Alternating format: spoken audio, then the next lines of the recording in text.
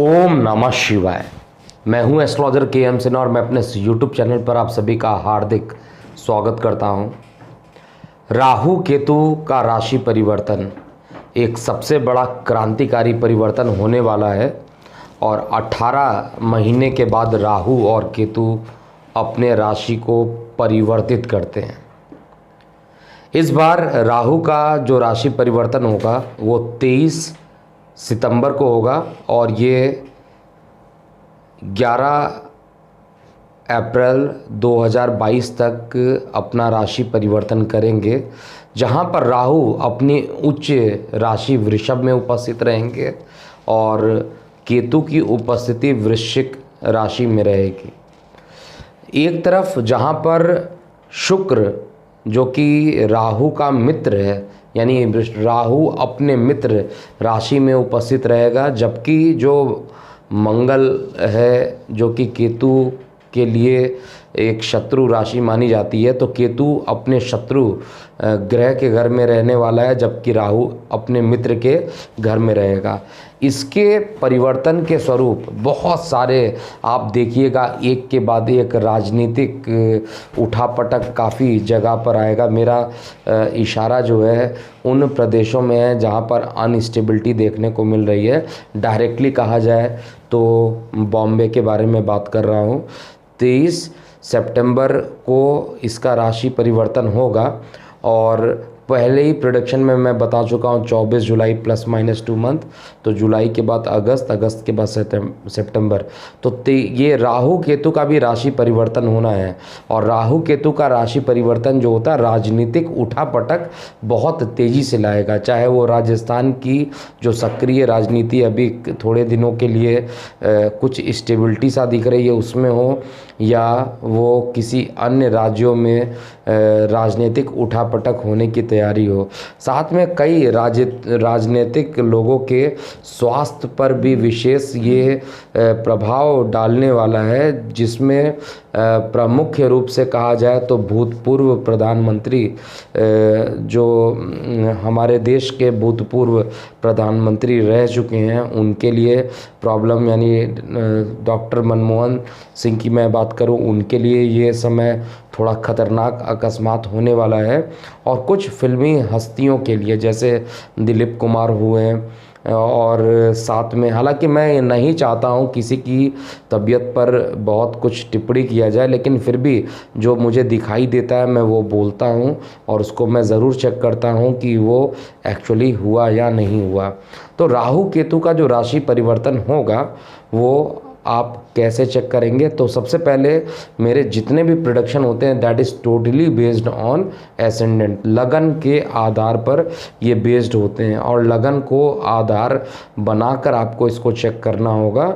और लगन को अगर आपको नहीं पता है कि आपका लगन क्या है तो नीचे दिए गए लिंक में कुंडली एक्सपर्ट का आपको मोबाइल ऐप डाउनलोड करना, और उसमें आप जब अपने बर्थ डिटेल को डालिएगा, date of birth, time of birth, place of birth में, तो आपको आपका असेंडेंट बता देगा। या बहुत सारे और भी इस तरीके के ऐप आते हैं जहाँ पर आप डेट ऑफ बर्थ यानी बर्थ डिटेल आप डाल दीजिए और आपको आपके लगन के बारे में, आपकी राशि के बारे में, आपकी ग्रहों की दशा के बारे में एक जनरल आइडिया तो मिल जाता है। फिलहाल स्टार्ट करने वाले हैं राहु और केतु का राशि परिवर्तन।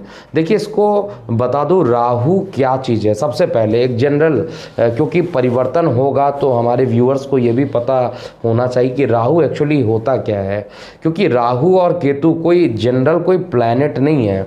जैसे अगर हम बात करें कि न्यूटन का अगर हम फार्मूला यूज़ करते हैं F = m1 m2/r², तो m1 m2 क्या होता है? मास ऑफ ऑब्जेक्ट होता है। लेकिन राहु और केतु के केस में कहा जाए तो मास जो है दैट इज़ शैडो, और शैडो का कभी भी मास नहीं होता, ये छाया ग्रह है। लेकिन फिर भी कमाल की बात है कि राहु और केतु का प्रभाव बहुत ज़्यादा होता है, और ये आप ऐसे नहीं समझ पाइएगा।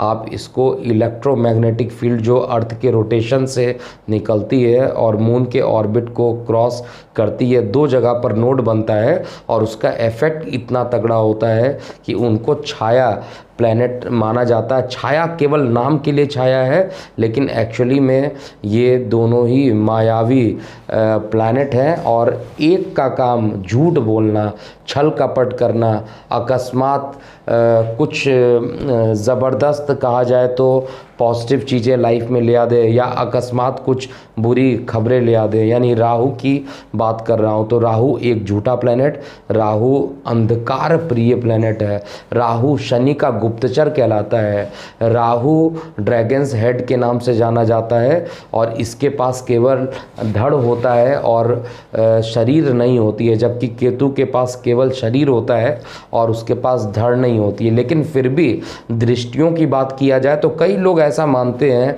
कि केतु की दृष्टि नहीं है, लेकिन जो लॉजिक होता है किसी भी ग्रहों की दृष्टि का, ऐसा ज़रूरी नहीं है कि उसके पास अगर आँख है तभी दृष्टि देखेगा। कभी कभी विदाउट आँख के भी लोग चेक कर लेते हैं कि कहाँ पर क्या पोजीशन है या नहीं है, ये आपको ऐसे समझ में नहीं आएगा। इसीलिए वेदों में, पुराणों में वर्णित है कि केतु की भी पंचम, सप्तम और नवम दृष्टि होती है, और राहु की भी पंचम, सप्तम और नवम दृष्टि होती है। तो केतु मोक्ष का कारक कहलाता है, मोक्ष का कारक है, और इसको आप मंगल के तरीके से ही क्रूर मान सकते हैं, लेकिन मंगल से इसकी क्या होती है, शत्रुता होती है।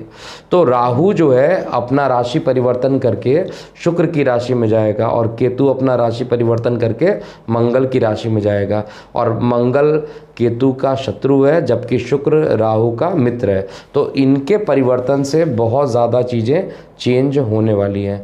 विदाउट स्किप किए हुए कम से कम अपने लगन के बारे में पूरी जानकारी देख लीजिए, क्योंकि इस चैनल पे मैं आपको पूरी जानकारी दूंगा और इसलिए वीडियो का ड्यूरेशन लंबा हो सकता है। अब हम मिथुन लगन की बात करते हैं। देखिए, मिथुन लगन में जो ये परिवर्तन हो रहा है वो आपके लगन से द्वादश में राहु चला जाएगा, और आपके लगन से छठवें घर में केतु चला जाएगा। यहाँ तक तो आपको समझ में आ रहा होगा। लगन से द्वादश में अपने मित्र शुक्र की राशि में जब राहु प्रवेश कर जाएगा तो निश्चित रूप से यहाँ पर विदेशों से जुड़ाव या बाहरी लोगों से, जिससे आप हाय हेलो करते हैं, जिनसे आपके रिलेशन बन जाते हैं अच्छे, उनसे रिलेशन को ये और अच्छा बनाएगा। और अकस्मात ही आप देखिएगा कि आपके जो रिलेशंस हैं लोगों के साथ, अगर आप पब्लिक डीलिंग करते हैं तो इतनी बढ़िया रिलेशंस आपके बन जाएंगे लोगों के साथ कि जो मुसीबतें आनी थी, अगर आपकी विषंतरी दशा साथ नहीं दे रही थी तो वो भी आपको साथ देना स्टार्ट कर देगा। लेकिन प्रॉब्लम क्या है, द्वादश स्थान है और उसमें मित्र राशि है। लग्नेश का एक प्रकार से कहा जाए तो मित्र माना जाता है, उदासीन होता है, तो लग्नेश से बहुत ज़्यादा इसकी मित्रता नहीं कहा जाएगा, एक उदासीन प्लैनेट है। इसलिए ये 12th हाउस में बहुत बढ़िया रिजल्ट नहीं देने वाला, खर्च की अधिकता ज़रूर यहाँ पे करा देगा। एक फ़ायदा ये ज़रूर यहाँ पर देगा कि इसकी दृष्टि जब अपने परम शत्रु पर पड़ेगी तो शत्रुओं को ये विनाश कर देगा। जो शत्रु आपसे हावी रहना चाहते थे आपके ऊपर, वो शत्रु अब आपके ऊपर हावी नहीं हो पाएंगे। तो एक तो पॉजिटिव काम यहाँ पर ये करेगा ही करेगा।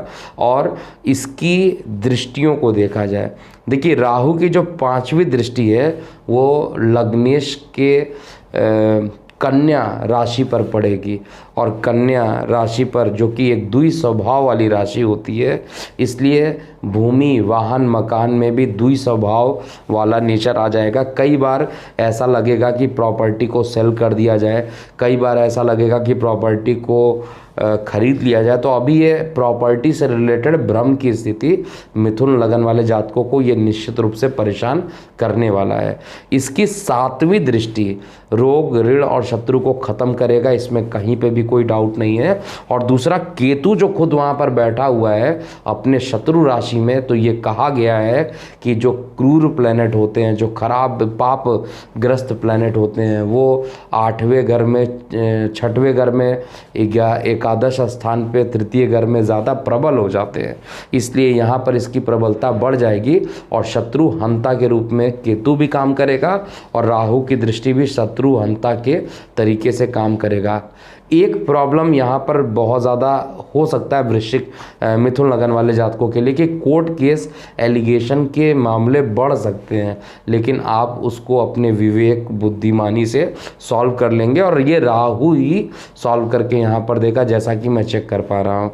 इसके अलावा जो दशाएं बन रही हैं, टोटल जो दृष्टियाँ पड़ रही हैं, राहु की जो 9वीं दृष्टि है वो आपके लगन से अष्टम में पड़ रही है और शनि पर पड़ रही। शनि अपने घर में अपने कारक स्थान पर बैठा है और ऊपर से राहु की दृष्टि भी उस पर पड़ रही है, तो आयु को ये बढ़ाने की कोशिश करेगा। लेकिन जिनको एस्थमा है उनके लिए काफ़ी मुसीबतों वाला ये टाइम हो सकता है और ज़रूरत से ज़्यादा खर्च करने की टेंडेंसी इंसान के अंदर जागृत हो जाएगी, जैसा कि चेक कर पा रहा हूँ। और शनि और राहु, शनि तो राहु को नहीं देख रहा है लेकिन राहु जो है वो शनि को देख रहा है। इस कारण से राहु की 8वीं दृष्टि अकस्मात किसी नए मुसीबत में आपको डालने की पूरी कोशिश करेगी।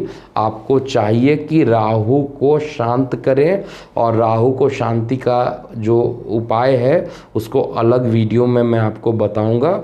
अगर आप वैसा करते हैं तो कोई बहुत ज़्यादा दिक्कत नहीं होगी। अब हम केतु की बात करते हैं। देखिए, केतु आपके लगन से कहाँ पर है? 6वें में है, यानी रोग ऋण शत्रु पर है और यहाँ पर पाप प्लैनेट है, तो इनकी प्रबलता क्या होगी? बढ़ जाएगी। इसलिए राहु केतु की 6वें घर में उपस्थिति शत्रु हंता बनकर आएगा। जितने भी लोग आप पर हावी रहते थे वो सभी, उनकी अब हावी रहना वो ख़त्म हो जाएगा और वो सरेंडर कर सकते हैं आपके सामने आकर। ऐसा राशि परिवर्तन में होगा। इसके अलावा केतु की, हालांकि कई विद्वान इसकी दृष्टि नहीं मानते, लेकिन आप इसकी दृष्टि मान के चलिए, क्योंकि लोगों का ये विचार है, उनके हिसाब से देखा जाए तो गलत नहीं है कि राहु तो के पास सर नहीं है। राहु के पास सर होता है तो आँख भी होगा तो रोशनी देखेगा, लेकिन केतु के पास सर नहीं है तो उसकी रोशनी, उसकी दृष्टियाँ कैसे हो सकती हैं। लेकिन हम यहाँ पर जो बात करते हैं प्लैनेट की, उसमें ग्रहों का अस्तित्व देखा जाता है। एक तो ये छाया ग्रह है, लेकिन उसके बाद भी इनके छाया ग्रह होने के बाद भी इनकी दृष्टियाँ होती हैं। इसलिए मैं तो इनकी दृष्टियों को काउंट करते हुए ही चलता हूँ, नेगलेक्ट नहीं करता हूँ, क्योंकि वेद पुराणों में लिखा हुआ है।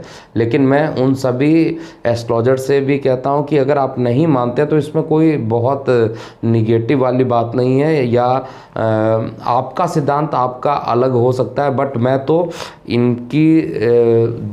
इनकी दृष्टियों को मानता हूँ और इनकी दृष्टि पर वर्क भी करता हूँ। तो यहाँ पर इनकी जो 5म दृष्टि पड़ेगी आपके कर्म स्थान पर, मंगल पर पड़ेगी और मंगल के घर में बैठा हुआ है। और मंगल उस समय गोचर में तो चेंज हो जाएगा, लेकिन मंगल की बृहस्पति की राशि में जैसे ही इसकी दृष्टि पड़ेगी, बृहस्पति की राशि में जैसे ही इसकी दृष्टि पड़ेगी, वैसे ही कर्म स्थान के लिए कुछ अच्छा रिजल्ट आ सकता है। जनरली ये कहा जाता है कि राहु खराब हो तो केतु से कंट्रोल किया जाता है और केतु खराब हो तो उसको राहु से कंट्रोल किया जाता है।